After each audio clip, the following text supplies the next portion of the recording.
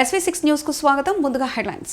Secunderabad GHMC పరిధిలోని ఉన్న shopping సముదాయాల నిర్వహణపై ఉన్నతాధికారుల ఆదేశాల మేరకు నూతన ప్రక్రియ చేపట్టిన వాటిని ప్రక్షాళన చేయనున్నట్లు సికింద్రాబాద్ జీహెచ్ఎంసీ ఎస్టేట్ అధికారి ఇంద్రసేన్ వెల్లడించారు.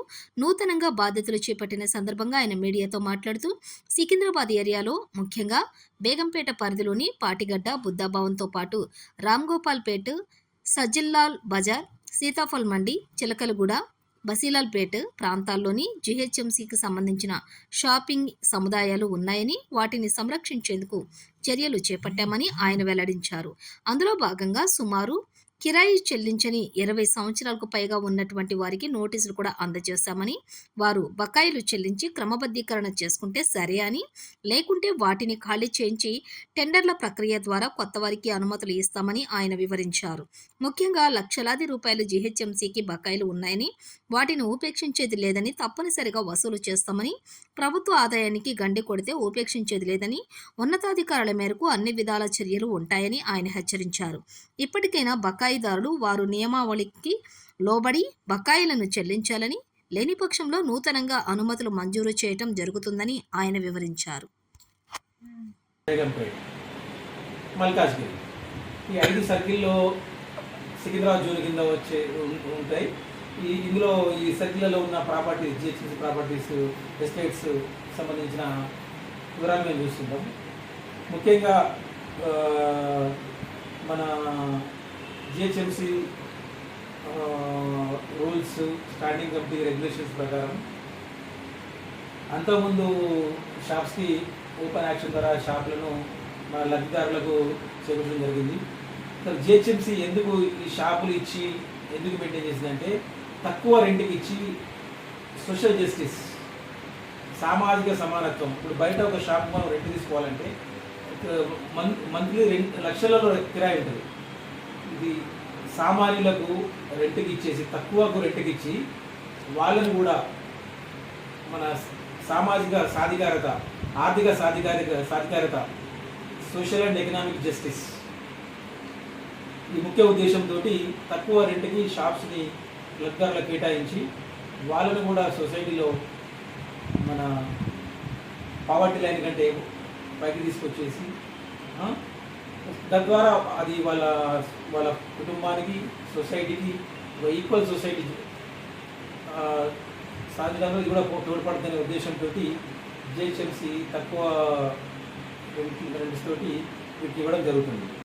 పరిధిలో Monda market, Ramgopalpet market, old jail market, new Boiguda market, SPC church market, Amar medical hall, అట్లనే సజ్జన్లాల్ స్ట్రీట్ మార్కెట్ అని ఇవి ఉన్నాయి.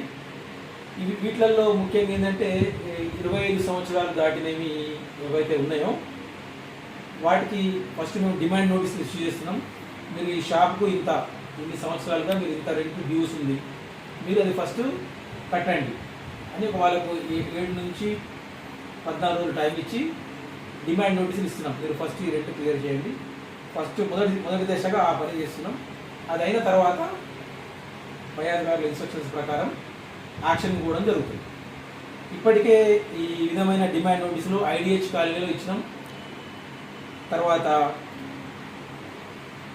మన సజ్జన్లాల్ స్ట్రీట్లో కూడా ఇచ్చినాం, డిమాండ్ నోటీసులు ఇచ్చాం. ఒక వారం రోజులు టైం ఇచ్చి వాళ్ళ ఉన్న రెంట్స్ డ్యూస్ క్లియర్ చేయమని ఇచ్చాం. దీని తర్వాత ఓపెన్ యాక్షన్కి వెళ్ళిపోతాం. ప్రయాధికారుల ఆదేశాలు. ఎన్ని నోటీసులు ఇచ్చారు సార్? ఎన్ని నోటీసులు ఇచ్చారు? అదే ఐడిహెచ్ కాలనీ ఉన్న 15 షాపులకు ఇచ్చినాం. సజ్జన్లాల్ స్ట్రీట్లో మార్కెట్లో ఉన్న 2 షాపులకు డిమాండ్ నోటీసులు ఇచ్చినాం ఆల్రెడీ. వాళ్ళకు 1 వీక్ టైం ఇచ్చినాం. వాళ్ళ ఒక్కొక్కరు విధంగా 1,80,000, 1,20,000 ఇట్లా రెంట్ కలుగుతుంది డ్యూస్ ఉండే వాళ్ళు కట్టిన తర్వాత నెక్స్ట్ స్టెప్ యాక్షన్కి పోతాము. అలాగనే మిగతా మార్కెట్స్కి కూడా, మిగతా షాప్స్కి కూడా డిమాండ్ నోటీసులు ఇచ్చి ఫస్ట్ వాళ్ళు గవర్నమెంట్ కట్టాల్సిన అమౌంట్ కట్టించుకొని తర్వాత యాక్షన్కి పోదామనేది ఉద్దేశంతో ఈ పని మేము ప్రస్తుతం చేస్తున్నాం.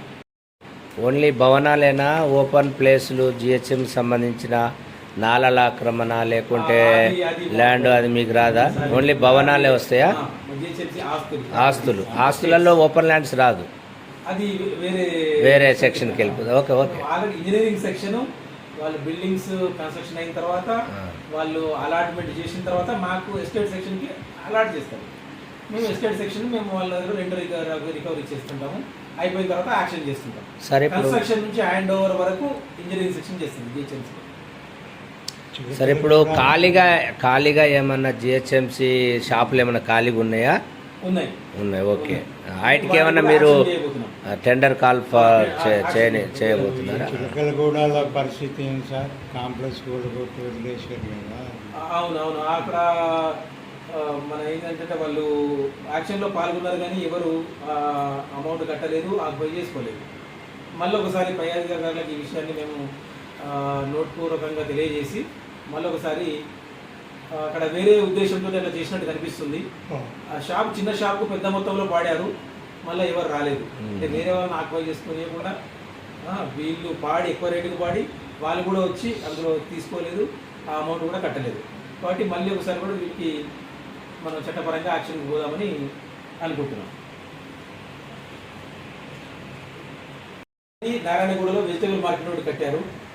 నారాయణగూడ ఫ్లైఓవర్ దగ్గర జంక్షన్లో వెజిటబుల్ మార్కెట్ కట్టారు. అది ఇంకా షాప్స్ అలాట్మెంట్ కాలేదు, అది ఫైల్ మూమెంట్లో ఉంది. షాప్స్ అలాట్మెంట్ అయిన తర్వాత దాన్ని కూడా వేలం వేసి షాప్స్ అలాట్మెంట్ చేయడం జరుగుతుంది. కన్స్ట్రక్షన్ వర్క్ అయిపోయింది. ఫైల్ మూమెంట్ రోస్టర్ సిస్టమ్ అంటే ఓసీలకు ఎన్ని షాప్స్ ఇవ్వాలి, బీసీలకు ఎన్ని ఇవ్వాలి, ఎస్సీలకు ఎన్ని ఇవ్వాలి, ఎస్టీలకు ఎన్ని ఇవ్వాలి, దాని ప్రకారం ఆ వర్క్ నడుస్తుంది. ముషిరాబాద్ సర్కిల్లో అయిన తర్వాత అలాట్మెంట్ అయిన తర్వాత అవి కూడా అయిన తర్వాత యాక్షన్ కూడా జరుగుతుంది. మీరు అన్నట్టు మ్యాక్సిమం మన బేగంపేటలోనే మనకి సికింద్రాబాద్ జోన్లో ప్రాపర్టీస్ ఎక్కువ ఉన్నాయి. బేగంపేటలోనే ఇవే మన ఇది హరిహర కళాభవన్, బుద్ధా భవన్, బుద్ధా భవన్, ఈ రెండు కమర్షియల్ కాంప్లెక్స్లు ఉన్నాయి. ఈ బుద్ధ భవన్లో మ్యాక్సిమం మన వివిధ శాఖలకు చెందిన గవర్నమెంట్ ఆఫీసులు ఉన్నాయి. మన స్టేట్ ఎలక్షన్ కమిషన్ కానీ, హైడ్రా కానీ, పే రివిజన్ కమిషన్ కానీ చాలా గవర్నమెంట్ ఆఫీసులు ఉన్నాయి. హైడ్రా ఆఫీస్ బుద్ధ భవన్లో ఉన్నాయి సార్. ఇప్పుడు కమిషనర్ గారు ఉండేది అందులోనే ఉంది. రీసెంట్ గా మన కమిషనర్ గారు పోయే వాటర్ లీకేజ్ మహిళా commission, state commission for women, vigilance enforcement, ఇంకోటి దీంట్లో కూడా చాలా ఉంది. ఎదురుగా డిజాస్టర్ టీమ్ కూడా డిఆర్ఎఫ్ కూడా అందులో ఎదురుగా కూడా మీద ఇప్పుడు ఎదురుగా ఉన్న బిల్డింగ్ కూడా మనదే. ఒకటేమో వెస్ట్ మాడపల్లి ఫంక్షన్ హాల్, ఒకటి బన్సిలాల్పేట, ఒకటి పాటిగడ్డ, ఒకటేమో సీతాఫల్ మండి. ఈ బన్సిలాల్పేట ఫంక్షన్ హాల్లో కొంచెం మెయింటెనెన్స్ సరిగా చేయలేదని చెప్పి మాకు కంప్లైంట్ వస్తే ఆ కంప్లైంట్ను కూడా మేము క్లియర్ చేసేసి ఇప్పుడు జిహెచ్ఎంసీ మేమే హ్యాండ్ ఓవర్ చేసుకొని మేమే మెయింటైన్ చేస్తున్నాం. పర్ డే ఎంత ఉంటుంది సార్ ఛార్జ్? అది బుక్ చేసుకోవాలనుకుంటే అది 13,000. అది ఆన్లైన్ పేమెంట్, క్యాష్ కాదు. ఆన్లైన్లోనే మన ఒక పోర్టల్ ఉంటుంది జిహెచ్ఎంసీది. ఆ పోర్టల్కి ఎంటర్ కాగానే మీకు అవసరమైన డేట్ రోజు అది ఖాళీ ఉందా లేదా అని చూసుకోవాలి. చూసుకొని మీకు కావాల్సిన రోజు అది ఖాళీ ఉంటే మీరు దాన్ని బుక్ చేసుకోవచ్చు. ఎంత రెంట్? ఆన్లైన్లో పేమెంట్ చేయాలి. 28,200 ఉంటుంది. 28,200. ఈ నాలుగిటికి ఒకటే రేట్ సార్? ఏరియాని బట్టి ఎక్కువ దానికి స్క్వేర్ ఫీట్ ప్రకారం డిఫరెంట్ ఉందా? ఇది స్క్వేర్ ఫీట్ ఇంత, ఈ రెంట్ ఇంత, దీని స్క్వేర్ ఫీట్ ఇంత, ఈ రెంట్ ఇంత. ఏ హాల్ కు ఆ హాల్ డిఫరెంట్ రేట్ ఉంది. అన్ని ఒకటే సైజ్ లో లేవు కాబట్టి. ఓకే సార్, అన్ని ఒకటే సైజ్ లో లేవు కాబట్టి వాటి కిరాయి కూడా వేరు వేరుగా ఉంటుంది. మీరు అడిగారు ఇంతకుముందు.